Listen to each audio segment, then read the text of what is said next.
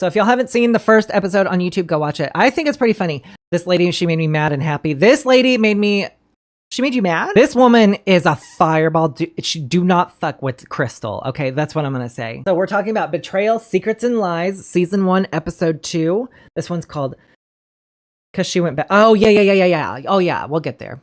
I forgot about that part. Yeah, that did make me a little angry, y'all. But, I mean, that's the tale as old as time, right? I said that in the first episode. Don't take crummy men back. Don't, if you're, same-sex attracted, whatever, don't take crummy people back into your life. There's a reason that they're out. All right, so we're starting off with Betrayal, Secrets and Lies, Season 1, Episode 2. If you have not watched the other one, go back and watch it. It's so good. This one we're talking about, it's called Abuse and Alimony. And we're going to be dealing with our wonderful, wonderful main character here. I say main character like it's a story. This really happened, Crystal. But if you haven't seen the documentary or you're not familiar with it, let's go ahead and take a look and see what we're about to get into. It was a beautiful wedding. I really was smitten with him. Shawn could be very funny and charming and charismatic. I have the most gorgeous bride. I love her very much. It was really everything I dreamed of. You're doing great. You're doing a champ. 2 minutes old. Seemed like what every woman wants. Can you say baby? Baby. And that's the scary thing. The tape is blood-curdling. I was told the court this was a sex game we played. It was rough sex, but at no time did I force her to do anything against her will. This was a dangerous and violent betrayal. I need the police at my house. My marriage ended with a 911 call. I can't breathe. I'm sorry. I can't breathe.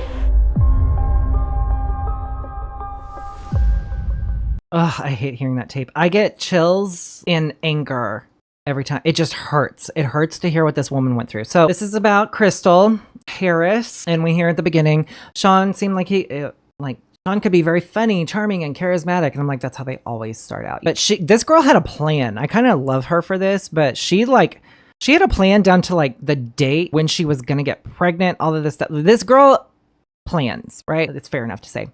So we have an interview with Crystal. We start off right off the bat. She's telling us like he was a great person, and we kind of learn a little bit about Crystal. I was born in the city of Corona. When I was 10 years old, my parents divorced, and my dad moved to the beach in Carlsbad, and I wanted to be at the beach in Carlsbad too. And then I had decided when I was about 16 years old that I wanted to be a stockbroker or a financial advisor. I was like, when I heard that, I was like, you at 16, you were like, I want to be a financial advisor or a stockbroker? Girl has goals. At 16, I was just hoping, I think I was trying to lose my virginity at that time. Like, I did not have goals that, yes, I was a virgin at 16. I was just trying to like figure myself out. I did not have aspirations. No aspirations that involved being a financial advisor, or I don't know. I thought it was just crazy. Yeah, I was doing stupid shit at 16. I had just got my driver's license. Ma'am, do you know why I'm standing here? You got all C's in high school? This girl's responsible AF. Love her for it. I'm here for it. But this kind of shows you just like mentality that Crystal had, because she's such like she's kind of a warrior. In my eyes, anyway. At 16, she decided she wanted to do all this, and then she had a plan, y'all. I'm telling you. At 21, she wanted to graduate and get married shortly after. She had a plan. She was like, bam, bam, bam. So, luckily for her, between her 3rd and 4th year at college, she meets Shawn. He worked at a restaurant. They described him as like, he was attractive, smart. He kind of had a swagger about him, and he was so smart. He was studying mathematics along with computer stuff, and he was a really hard worker. I was impressed by that. And so it wasn't long before we were dating. Computer stuff. I love her.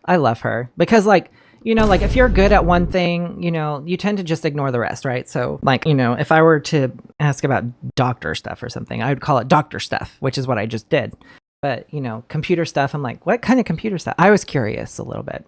But all of the photos that they were showing of him, I was like, does he ever not like just, because all of the photos was just like him. It kind of looked like he was just shoving his crotch at the camera the whole time. I don't know. I picked the one photo that I was like, this one's less crotchety, but they were all pretty crotchety. But he was attractive, smart, studying math and doing computer stuff. He was described as thoughtful, loving, blah, blah, blah. We hear it all the time, right? They all are until they aren't. But he had a different family dynamic. So he was the oldest of 4. He had 2 parents that were together. He was the oldest of 4 siblings. And Shawn was super close with his dad. Yeah, and he was super, super close with his dad. Now, this dynamic, put a pin in that. A lot of people are speculating that this is kind of like his root on what happened, you know, but I think it was something underlying as well. And this just might have been something that was like the ignition, because I don't think at this point, and we'll get there. I'm getting ahead of myself. So he was super close with his dad. His dad was like a sports kind of guy. He was, you know, like at the time Shawn was he was a football player. He was a soccer player. And when she met him, he was really into kickboxing, which I was like, okay. But basically he was doing all the sports ball and not even the ball. He was kicking balls, I guess. I don't know. Giggity. So they're dating, and then our first or second year of dating, they take a trip to Vegas. And this is where she starts kind of noticing something a little weird. A melee started to break out, and I was scared. But what I noticed about Shawn was that he was looking to go towards the action. He liked it. So he was somebody that was kind of into the violence. So this is kind of a precursor, right? This is like, is it a yellow flag? Is it a red flag? I don't know. I mean, because like if there was like a fight breaking out, like a fist fight in a bar or something, I might be curious as to go see, but I don't know if I would go towards the action. I'd probably be staying where I was at the time and then be like, can I get an angle and like look? Otherwise, I'm not going near it because I'm in Texas, guns, not a fan. He goes towards the fight and he wanted to be towards the drama. You know, that this incident only happened one time. So after graduation, she gets a finance degree. So awesome. She graduated. Love that. They move in together. She gets a job. She was in New York training for a few weeks. And then Shawn came and proposed. This is kind of cute. But Shawn came to New York, took her to the top of the Statue of Liberty and proposed. And it's my pleasure to announce on your behalf to all those here present that you are husband and wife. Yeah, so we see there's different footage throughout the documentary of like, you know, we see the wedding.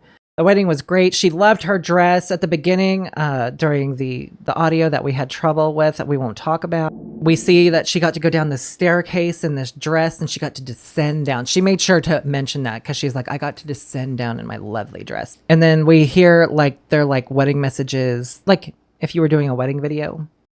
We're leaving tomorrow for our honeymoon to Jamaica. Fun in the sun, get dreadlocks, Eating. Get in trouble. And just I want to say that this is the beginning of a lifetime. I will say though, in the wedding footage, she did look gorgeous. I don't know what it was about that. I love that dress. She looks so good. It was one of those like classic dresses, but it wasn't dated classic. It was just like, it was pretty. Like I can see in maybe, 20 years, you'll be looking at the photos going classic. Like it didn't look like, in the 80s when they had like those puffy, dresses or like the weird ones or like, you get those weird designer dresses like Dior where it's just like weird. What are we doing? But this was just like a classic dress. I liked it. Such a basic girl thing. Yeah, I don't understand the pageantry of it. I mean, me and my husband, when we were getting married, we were going to do it in front of a JOP. And then we had families slowly one by one decide, hey, they wanted to be a part of it. And it turned into a thing. But we really didn't expect any pageantry at all. But I get it. If that's your moment that you're waiting for, you want it, right? I get it. Fine. So after the wedding, after the honeymoon in Jamaica, after getting into trouble, after the dreadlocks, whatever he said. So she's working really hard as a financial advisor. And while she's doing that, he's trying really hard to keep his dad's used car dealership afloat. And they kind of breeze past that. I might go, after we talk about this, I might go do some like investigation and see what that's about. Because there's a difference between working at your dad's car dealership and trying to keep the car dealership afloat. I don't know. It was the choice of words there. I was like, there's a story there. Anyway, working on trying to keep the car dealership afloat. And then there's a moment of stress in 1998. So they sold a car and they had to share one car. And he kept being late. So I would go to the office and then Shawn would need to get to work. And so I had planned to leave so that I could drop him off and then go back. And he kept being late. And she was really mad at him one day because he was like being late or whatever. And he does the unthinkable. He just threw the back of his hand into my face. It floored me.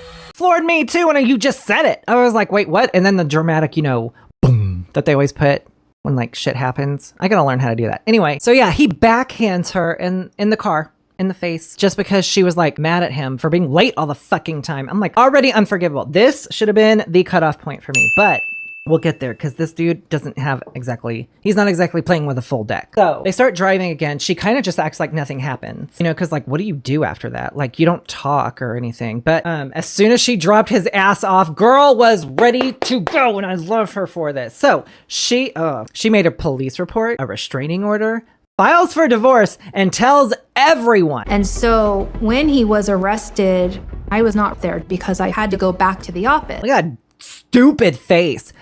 Okay, we need to go back for a minute. Can we talk about this hair? First of all, don't tell me my hair looks like that. Second of all, it's giving Karen a little bit. It's a Karen haircut. I don't know what he's doing with this. Anyway, I had to show this because we see many mugshots throughout this documentary, and this derpy looking face right here. Like, look at his stupid face. Okay, anyway. Sorry, I just had to yell at that. He's so doughy looking. So she gets home and the glass door was smashed, right? So this is how he deals with, getting arrested and all of this stuff. He smashes the glass door. Then they get a call from Shawn's dad about a month later. Shawn is so sorry that all of this happened. He's taking anger management classes. And so we did start talking on the phone, and Shawn seemed like he was devastated. He seemed like he was devastated. I'm like, they all do. And true, the ones that make this mistake probably all are, but not for the reasons that you think, right? They're used to the life that they had before, and they want that back, right? But they don't want the thing is, they don't want any repercussions for their actions. So, and this is where we get mad at Crystal a little bit. Crystal, I understand, but girl, you do stuff, right? You don't need this. You don't need him. So Crystal thought it was something she could handle, and she went back to him. And then, y'all, I'm not gonna lie, there's something about this girl that I love her. So we meet Verna Taylor. Verna Griffin Tabor, but I prefer to go by V. For 25 years, I ran a nonprofit rape crisis domestic violence agency. And so I've seen people like Crystal. When Shawn began to apologize, she believed it was honest and that they could move forward. I love her. I think she's one of those people that's knowledgeable. And also, I feel like if you were just like, two girls at Bennigan's, potato skins, whatever, she would just tell it like it is. She'd be like, your hair looks stupid. Like, she would just tell it like it. She would just be honest with you. Anyway, she talks about how she's seen people like Crystal. Remember, she goes by V, not Verna, so don't call her that. And then things are great for like 4 years. So it really does seem like he's kind of turned it around. In 2002, Crystal gets pregnant with her first child, which she had a plan, y'all. Remember, there was a plan. What was it? To get married before she graduates college and to be pregnant before 30. Well, guess what, y'all? She gives birth 5 days before her 30th birthday. So they have to come up with like a game strategy. And since she is he was working at the dad's car dealership trying to keep it afloat. I still don't know what that means. Well, because of that, she was the moneymaker. She was the financial planner, doing all of the things. So they decide that Shawn is going to be, and I hate that they use this word, but Shawn is going to be Mr. Mom. Crystal was very, very successful at what she did and was able to support her family and allow Shawn to become a stay-at-home dad. We're not putting you in daycare. The plan is I'm going to go from a car salesman, which I've been for 10 years, and I'm going to be Mr. Mom. Mr. Mom. And I'm like, can we not? I understand. I think this is like 2002, so take with that what you will, 24 years ago. But Mr. Mom, whatever. Or you can just say I'm being a dad.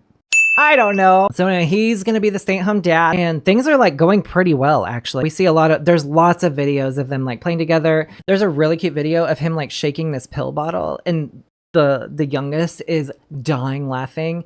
Baby laughs will get me every time. It is so cute. I can't stop. I think I rewound it and watched it like 3 times. I was like, this is adorable. But then this is where shit starts to hit the fan. Ready? We're gonna put in the note. There it is. So it worked until Shawn's dad passed away from lung cancer. I think it worked up until the point where Shawn's dad passed away from lung cancer. And it was quick between the diagnosis and the death. And it seemed to throw my husband for a loop. That's what kind of kicked it off. Remember, he was a daddy's boy, right? Everything he did, they grew up to be some big old boys. They did. We get to see at the end. But so remember, Shawn was like a daddy's boy, right? Like he was always trying to impress his dad, always trying to like, you know, be there and do all of the, like he was doing the sports for his dad. He was doing the car dealership for his dad. He was doing all of this stuff for his dad, right? His dad was the one that kind of fended for him in the marriage and is the one that called Crystal and was like, hey, he's sorry, he's trying. And then they talked on the phone or whatever. So like his dad was kind of like his everything. And I think this is what triggered it. I think Shawn was already having these thoughts. We're going to get there, but I think he was already having these thoughts and he was holding them back because he was trying to keep it good for his dad. I think his dad was the last person he had to impress. And I think that's when he didn't have to impress anybody anymore. So he was ready to let them demons fly, which is exactly what happened. His whole demeanor started to deteriorate. He didn't have anyone left to impress. He started getting more and more aggressive towards Crystal. She says he wasn't hitting her, but he was intimidating her physically. Yeah, he was doing stuff like cornering her, pretending he was going to like throw stuff at her, just doing like, it was just gross, right? He pushed her against a wall or he would pretend to throw something at her. And you know, Crystal, she's got a plan and she's not going to put up with this shit. He's already shown a history of being violent towards her before. Even if you're play fighting, it ain't going to work. It ain't going to work. So she calls the police to de-escalate. And V comments on this, and we love V. The guilt and shame that people feel oftentimes silences them from reaching out for help or sharing what they're really going through, because it's really coming to terms with it themselves. Right. So that's where Crystal is at right now. She's at this point where like it's happening again. Does she? And there's a lot of external factors that play into this, right? Like her friends, her family, they're going to judge her. Like she's going to hear, like the last thing you want to hear in this situation is I told you so's from all these people that you love and care about because you took this man back. And he was doing good for a while, right? Ugh, it's just so annoying. So he starts getting more and more physical with their older son, the cute one that was laughing at the pill bottle in the clip that is in my head only unless you've gone and watched the documentary. He's like, to discipline him, he started doing this thing where he would like pinch him on the thighs like really, really hard. I don't know. It just struck me as odd. Anyway, so there's this story that we dive into where Shawn, she had a friend over and Shawn was going to go get some Del Taco. And when he leaves, he should have been back, but he wasn't. And it took him a long time. And she wasn't as annoyed as her friend felt she should have been. And she would say stuff like, oh, he always leaves for hours. Shawn would often leave for hours. It was just a way to keep me on my toes. But that was the first time he did it in front of someone else. Yeah, so he's escalating, right? He's leaving for hours on end and he's doing it now in front of company that they have. All right, so we hit August. This is 2007. And they get into this huge ass fight. He left this time for days. And then after a few days went by, he just walked in the house like nothing happened. He was just completely calm and normal and not mad or anything. And this is that's the part that kind of freaked Crystal out the most when he said this. He said, "You're not gonna leave, and if you do, I will kill you." Yeah, he said, "You're not gonna leave, and if you do, I'm going to kill you." Like, okay, we're in trouble now. So, and he said this all while just being like calm and stuff. And I started thinking about this. I mean, from my perspective, I was like, if this were to happen, how would I leave? You know, like, how would you get out of this? And I know I'm not in that situation because my husband's awesome, but I'm just saying, like, if I was, how would you do this? How would you go about this? And then I immediately had flashbacks of you remember that Jennifer J-Lo movie, Enough, you know, when she's trying to get out of the abusive thing and she was with that psycho that like tracked her down and did all this stuff. I'm like, how would Crystal, who's pretty much in that kind of situation, get out of this, right? Because if she makes the move, she's going to get killed. And then we meet Summer Stephan, who's an attorney. I'm Summer Stephan. I'm San Diego County's district attorney, and I've spent a career focusing on special victims. And in Crystal's case, it's a catch-22 because she's trying to get out of the relationship, but understanding that that would bring a feeling of loss of control on his part that could make the violence go up.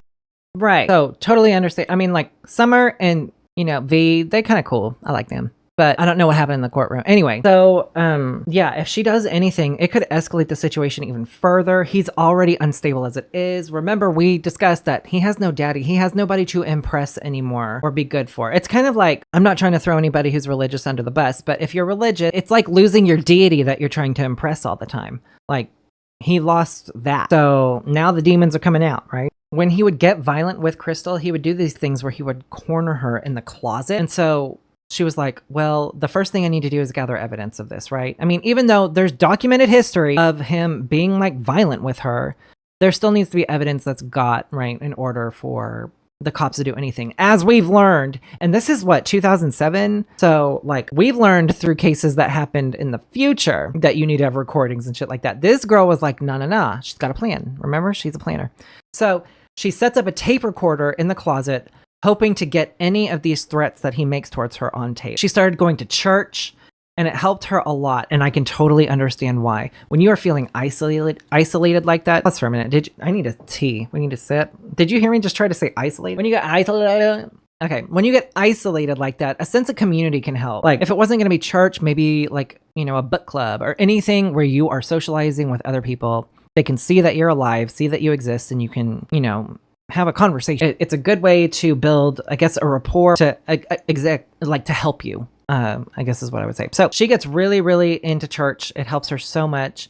And then they go to this Easter fair at the church, and she begs Shawn to come. I don't know why. I think maybe she was trying to see if he would like act up in public, which he kind of did, but not in the way she was hoping. So he was mean throughout the entire ordeal at this Easter fair at this church. And then they get in the car and they're leaving the event, and they're stuck in traffic, and he's horrible. We're stuck in traffic or whatever. And he started like making gestures to cars. And I said, Shawn, these are people I go to church with. And that's when I feel the whack across my face. Yeah, he smacks her as soon as he gets out of the public view, smacks her across the face, splatter. She was holding a snow cone, and it splatters in the car. And then he pushed his finger into her neck and was like trying to choke her. Ugh, this just pissed me off so much. He did this in front of the kids, by the way. It's in front of them. So then we hear testimony that this statistic fried my nerves. So y'all, even if you're play fighting in front of your kids or anything like that, make sure that there's no harm ever happening in front of children, please. When children witness a father committing domestic violence, statistically, they are 800% more likely to be violent themselves. 800% more likely to be violent when they are exposed to domestic violence. Please, please, please be good in front of your children. Then we need to punish these people better. Like Crystal, I mean, she's freaking out, right? Like he's escalating more and more every day. So she decides that she wants to get a gun. Here's the catch though. They live in California. Because they live in California, she has to wait 10 days for the gun. And I'm like, I understand that, California, but like 10 days? I mean, does it take that long? Like if the background check takes 3 days, then let's do 3. But if it takes 10 days, then I understand. But you know, if it takes 3 days to do a background check, then what's the other 7 for? I don't know. So she has to wait 10 days. I'm doing my own math in my head. She has to wait 10 days to get a gun. She's ordered it for the thing, and she just has to wait at this point. She just has to keep her cool. Well, he's escalating, remember? And now he's starting to deviate and starting to show his absolute true colors. He wants to have sex with her. At this point, they weren't even talking, which is crazy to me. He told her, I'm gonna punish you, and you're gonna be punished by being sexually abused, because he understood that is the way to dehumanize her. Yeah, so they weren't talking at this point. He wants to do this because this is the way to dehumanize her. Remember, he's a horrible person. This is what horrible people do, the end, right? Well, she remembered that she has that tape recorder in the closet. So she's like, hey, before we do this, like, I need to go to the bathroom and do some stuff real quick. I can't believe that he allowed her out of the sight. I'm so glad that she was able to get out of it. She goes to the closet and hits that record button. And we hear this. Y'all, I'm not going to play this entire tape. This will be triggering. This is hard to listen to. That's why I only did just a little bit of it. But we actually hear some of the recording. Leave me alone! Stop crying in front. When he said that, I was floored. It's hard to make out, but at that last part, he says, stop crying and start sucking, is what he says. It's worse as you listen to the tape. I am not playing the whole thing because I don't have to and we don't need to hear it. So you would have bit, yeah, I was like, I would have bit that shit off. Don't you dare force me to do that. It would have been, you wouldn't have had one after I would be done with you. Bit that thing clean off. Yeah. And then you know what I would have done afterward? I would have went, gross. I would have spit that thing out. But yeah, you were typing it? Get out of my head, delighted. I love it. I love it. Yeah. Which, I mean, like, I understand, like, we do think that at the time, but he was so violent. I think you would have had to remove his boys as well in the process. Otherwise, he might have killed her if she would have done that. I don't know. But he was also threatening her with anal, which is just great. Isn't that great? Can we just not? And he was threatening her. He was like, oh, you're going to get it in the butt. You're going to get it in the butt. She was like, please, please, can we just do normal? Can we just please do normal? So he did grape her. And the two sons were upstairs playing during this whole thing. And he even taunts her. He's like, go ahead and call the police. What you going to do? What you going to do? You go ahead, call the police. They're not going to believe you. And this was on Friday. So she has to wait. The timeline is Wednesday. But she's just telling herself, like, just get through this. Just get through this. This was a Friday. I'm supposed to pick up my gun the following Wednesday. And I just remember telling myself I've got to hold out for that. Yeah, so she's just like, I just got to get through it. Got to get your teacup. Yep, get your teacup. This is not a teacup, but it says 0 fucks given. That's the cup for today. So she's just telling herself, like, I got to get through this. Got to wait. But he is escalating every day. He's getting worse and worse. Like, this is Friday. This has got to be the longest time for her. I don't know. Crystal, teach me your ways on how you deal with this. Because how did you deal with this? Because we're going to get, she's a fucking warrior. Anyway, so we get to Tuesday. Like, it's the day before. It's the day before the gun. It's the day before she can get a gun. I hate this. So she gets home from work and he immediately has it out for her. And he starts choking her and squeezing so hard, he's literally about to kill her. And then he lets go of her throat and he says, and I quote, you're going to get butt fucked. That's what he says to her. Put him in the wood chipper. Where's the wood chipper? I ordered that Tuesday. It'll be here Tuesday, Wednesday. Okay, it'll be here Wednesday. So we'll get it for him. She just thinks, oh my God, I got to get through this. She has to get through this. So it happens. He grapes her again. And afterwards, okay, y'all. So I told Delighted at the beginning, I was like, this story is going to make me tear up a little bit. So I'm sorry if I get a little emotional. You're going to see. I'll try to cover my tracks as best I can, but afterwards, she just gets into the shower and starts crying. He's escalating more and more every day, and he's loving it. He's loving it. She knew she was in harm's way. She managed to grab a cell phone, run out the front door, and call 911. 911 emergency. Hi, I need to tell you my husband is starting to tell me he choked me. Is he still there? Yes, he doesn't know I'm calling. All right, and are there any children in the house? Yes, there's 2 boys, and they are asleep now. Okay. You should see an officer. He's going to be walking towards you. Okay, thank you. Which I will say, like, thank you, cops, for being responsive to this and, like, going and getting, gosh, because, it's so fucking icky. I can't stand this man. This man is literal garbage. Like, he is a garbage human being. So now we meet Judy Tashner. She's the DA for San Diego. My name's Judy Tashner, and I'm a deputy district attorney with the San Diego County District Attorney's Office. Shawn Harris was charged with spousal rape to me and forcible oral copulation. Okay, we need to kind of pin a pin in that for just a minute. So he was charged with spousal rape, sodomy, and forced oral. And she goes through and talks about like how it's really hard to convict this type of stuff, but she's never been in a situation where like we had audio recording. So that was actually super crucial. Whenever you're a victim of domestic violence, there's 2 traumas that happen. There's when you actually have the trauma happen to you and when you have to relive it in court. And this asshole, the defense, they claim it was a setup. It was all a setup that they were trying to get him. And what he testified to literally made my jaw drop. Shawn Harris took the stand and testified that this was role play. It was rough sex, but at no time did I force her to do anything against her will. Did you not hear the recording that we all heard? Because you cannot tell me that this was role play. Not for a second. Well, luckily, the jury didn't buy it either, but this pisses me off so much. Because of the circumstances and the recording that we did here, they only found him guilty on forcible oral copulation. So he was not found guilty on spousal rape or sodomy. They were deadlocked on the other 2 charges. And I'm like, who were the jurors that were deadlocked? Who? Let us know. Let us know. Because they need to be tried next. Okay? I'm glad we covered that. Anyway, so then we go through like the length of time. So in this case, Shawn Harris was sentenced to 6 years in state prison. But the case had been pending for several years. And so once you're sentenced, you get credit for all that time that you've been spending in custody. He had done a year and a half before the trial. And then in California, if you're convicted of a sex offense, you have to serve 85% of your sentence.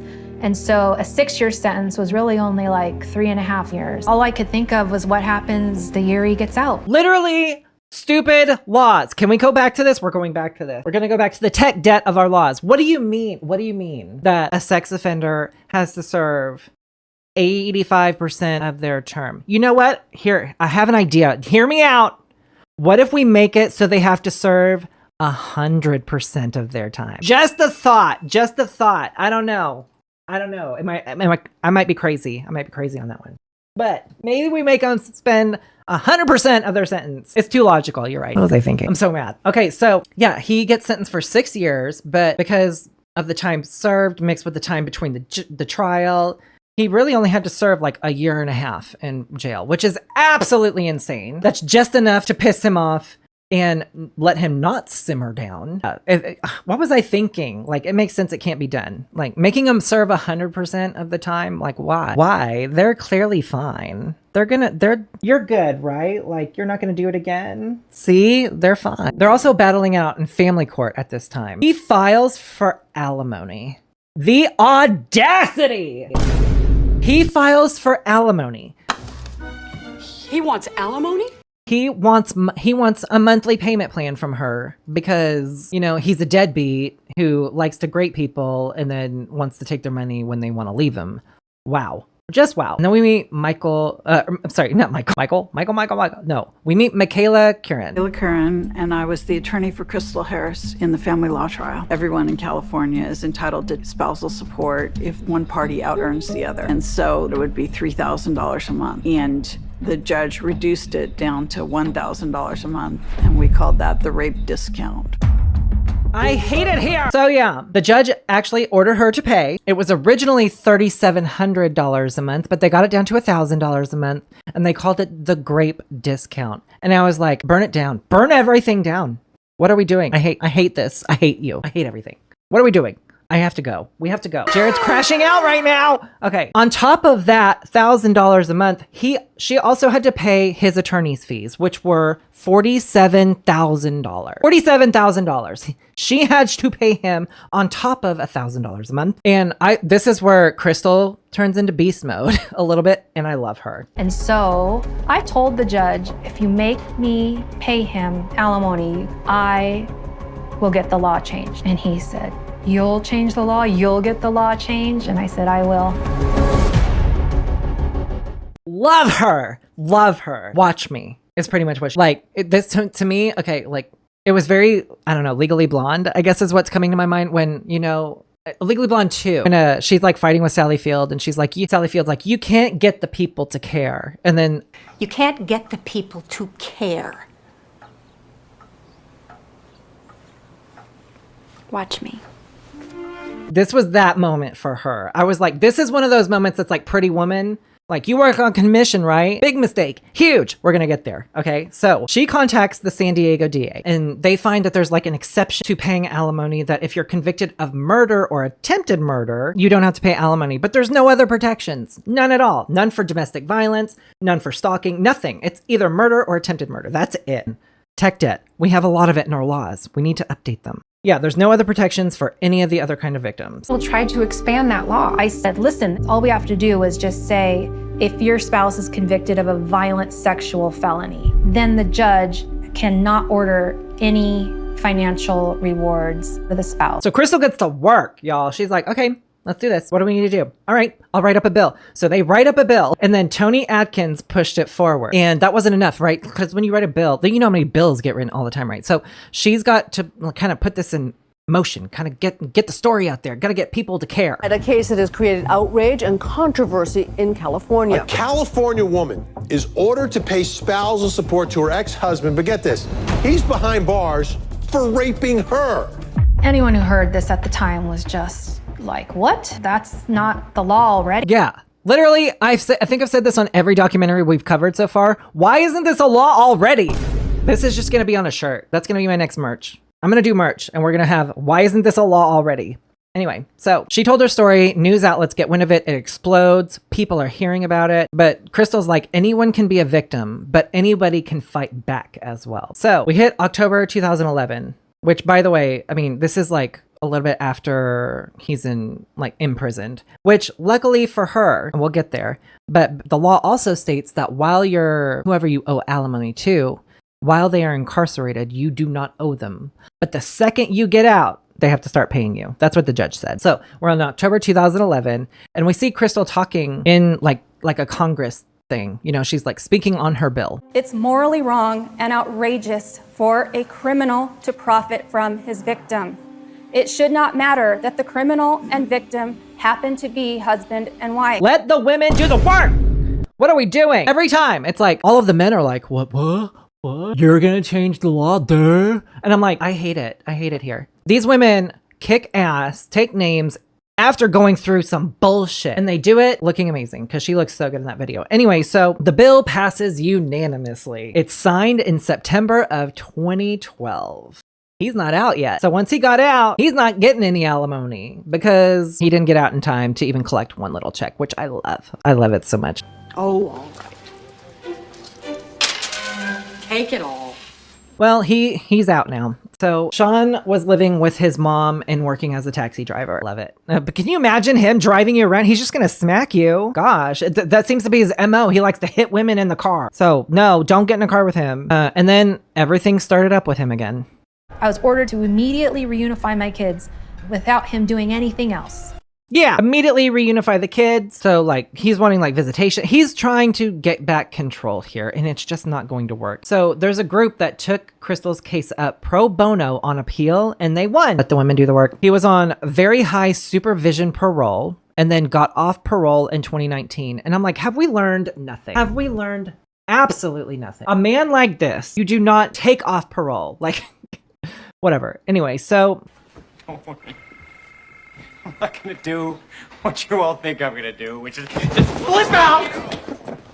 Crystal, of course, does not feel safe at all. She's still going through this stuff. So, I mean, I wouldn't feel safe either, knowing that psycho is out there somewhere. And I found that I did not feel safe even with my gun because he used to say weird things like the best kind of revenge is the kind when someone's like comfortable in their life and then you go back and get them. And he just scared me. Yeah, so he's like, the best kind of revenge is when you get it on a victim who feels completely comfortable. And I'm like, that's terrifying enough as it is.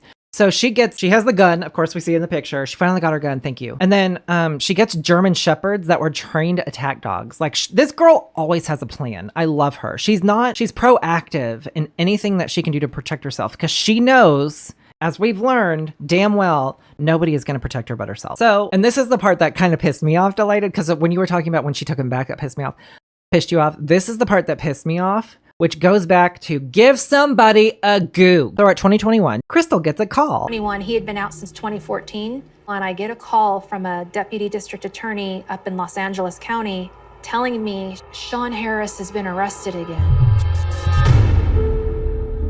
Yep, he's been arrested again with a different girl this time doing the same bullshit. Except he's escalated again because remember, he can't just do one thing at a time. So he also did SA against her and her daughter. And I'm like, girl, like if you would have just given him a goog. I'm just saying, like this is 2021. This isn't old news or whatever. And dude's freaking famous. There's a whole bill that was written because of this asshole. So yeah, I think if she would have just given it a quick goog, I think she would have been like, oh, he's garbage and wouldn't have been in this situation. But it does end on a little bit of a better note as we go through. So the DA calls Crystal and asks, hey girl, we know that like things haven't been going well with us. Remember that whole ordeal where like, you know, we didn't really do what we were supposed to do. Anyway, but can you come and testify in court, please? And like relive your trauma? And she's like, hey girl, I'm over it. And I want to see him behind bars. Of course I'll be there. So she goes, she's like, oh, I'm going. And the funniest part is like, he goes pro se. So he decides to represent himself, which means that he would be questioning her face to face. I think he was trying to do this as like an intimidation tactic, but it backfires because she's like, oh, this is going to be entertaining for me. I'm going to love watching this shit. And she does. So it doesn't go well.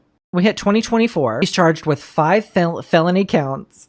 And we see his mugshot, y'all. I can see how it would be very hard to have your perpetrator be able to question you directly. But she didn't care. She was like, That mugshot, like I love mugshots. That's all I'm going to say. Actually, in DFW, I don't know if this is in other states or other municipalities, but in DFW, we have magazines. It's called Mugged, and it's literally just mugshots. They literally just have a magazine of like people's mugshots that you can just buy. And it's just everybody that's been incarcerated that month. And it's awesome. They're so fun. Some of these people's mugshots, man. But when I saw that mugshot, I was like, who the fuck is that? Because that is not the same dude. He still got the same derpy look on his face. But, the hair is giving less Karen. I guess that comes with age and being an asshole. So it's been 16 years since Crystal's case. She felt no fear. She felt good about him questioning her and not some seasoned attorney, which I kind of get. Like, if you know how stupid this man is, right? Because she lived with him. She knows how dumb he is. And then also that he was going to be the one questioning her and not some like bullshit prosecutor from Massachusetts who was bringing up religion. Anyway, then she's feeling pretty good about it. We actually hear the courtroom recording and it's so funny. All of his questions were objected. Almost all of his questions were like objected to and sustained because of relevance. Mostly he would ask just stupid things. The jury deliberated for 9 days, correct? Sustained. Objection, irrelevant, sustained. I'm like, why is that a question you would need to ask somebody on the stand? The jury was sequestered for 9 days. Is that right? Like, why would you need to ask that in court? The jury's the one that's why I think he was talking about like the previous trial, but that's not relevant in the current case. That's not relevant. So luckily things don't go well for him. And because of the previous conviction that he had, thank God he at least got convicted on the other thing, even though it was only one thing, the forced oral copulation instead of the other two. But because of his previous conviction, we are now talking 25 to life. And in the end, drum roll, he gets 100 years to life. And at the end, I went, yes! I was so happy. This is such a horrible... Yeah, it's crazy it took this long. So remember, all of this started. He got violent in 2007 when they have the big fight. And then where are we now? 2024 is when all of this is finally coming to a rest. Now, her nightmare ended in 2011 when she got that bill passed and signed immediately. And then she didn't have to owe him alimony. He was already in jail. Done with him. And then having to relive it. But this piece of garbage human is now 100 years to life in jail, eating up our tax dollars. And I'm like, where's the wood chip? He's not going to learn his lesson. If you're not going to change, if there's no possibility that you're going to change, or if there's no way that this can ever, you can possibly become a seasoned, more respectable human being, which we've obviously learned that he can't, give him the wood chipper. Just give him the wood chipper. We'll make a spectacle of it. It'll be fun. I'll bring lawn chairs. But yeah, he doesn't need to be... In my opinion, he does not need to be existing. But I'm hoping he's getting the same treatment at where he's at. Because I'm pretty sure people are probably, having fun with his ass this time. So got him! I know, I need to calm down. And then, okay, this is where I'm going to tear up a little bit. So Crystal meets her new husband. And she's, So we hear that Crystal has made a huge difference, which she did. She didn't become a victim and have to go through all of this stuff, which I understand that's not everybody's mentality. That would not be my mentality. I would be a victim and need therapy, probably. I don't know if I would be able to keep fighting. But that's what she did throughout this whole thing. She kept fighting. She knew when shit was wrong, and she knew that things needed to be done, and she just kept going. Crystal's story, it's so powerful to me. She pursued something never knowing if she would get the results of that legislation, but she did it anyway because she knew it was wrong. Crystal Harris was an example of the criminal courts can sometimes only do so much. You have to keep fighting. True. You got to keep fighting, especially if you have right on your side, which she did. So Crystal meets her new husband and she says that the best revenge is living well. And we hear her son give a very heartwarming speech. I'd like to make a toast to my mother and to Sam for their marriage, and mainly to my mother for how brave you are. Looking for love again is really hard. You went through a terrible time, and for you to do this is incredible, and you're a marvelous woman for that. I am proud to say that my boys have never seen Shawn since that day I called 911. They're 22 and 20 now, and my oldest son works full-time, and then my younger one, he's learning welding, and he's such a good person. to my mom and to Sam and to the future. So yay! She somehow trusts men again and gets married, and happily ever after, the children never hear from her, or never hear from him ever again, and they never will have to, and I love that. And then also, if you or someone you know is a victim of relationship abuse, please call the National Domestic Hotline at 1-800-799-SAFE. So it's 1-800-799-7233. Or text START at 88788. See how you can get help. Yes, at least a very happy ending. This documentary was absolutely insane. I'm so glad that Crystal finally got her happy ending and stuff like that. No gross comments. I mean, it was actually a legitimate happy ending. And I'm glad that the scum of the earth is in jail and will be in there forever. He deserves it. Please let me know what you thought of this video down in the comments, or what we should cover next. Appreciate y'all hanging out with me. Please hit that like and subscribe. And as always, thank you for watching. If you enjoyed this commentary today, please hit that like and follow and subscribe button and all the good things.